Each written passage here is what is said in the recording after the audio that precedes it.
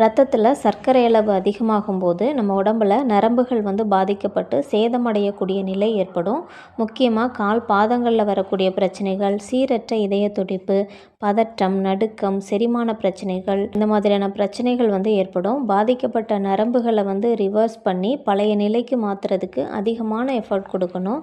அதனால் சர்க்கரை அளவை சரியாக பராமரிக்கிறது நல்லது. இந்த மாதிரியான பிரச்சனைகளுக்கு இயற்கை மருத்துவ சிகிச்சைகள் எப்படி ஒர்க் ஆகுது அப்படின்னா, மசாஜ் ட்ரீட்மெண்ட், அக்குபஞ்சர் ட்ரீட்மெண்ட் இதெல்லாம் எடுத்துக்கும் போது நர்வஸ் சிஸ்டம் ஸ்ட்ரென்தன் ஆகும். தசை பலகீனத்தினால வரக்கூடிய வலிகள் நல்லாவே குறையும். கால்களுக்கு கொடுக்கக்கூடிய ப்ரெஷர் சிகிச்சை பாதங்களில் வரக்கூடிய பிரச்சனைகளை சரி பண்ணும். ரத்த ஓட்டத்தை சீராக்கிறதுனால இதய துடிப்பு பிரச்சனைகள் சரியாகும்.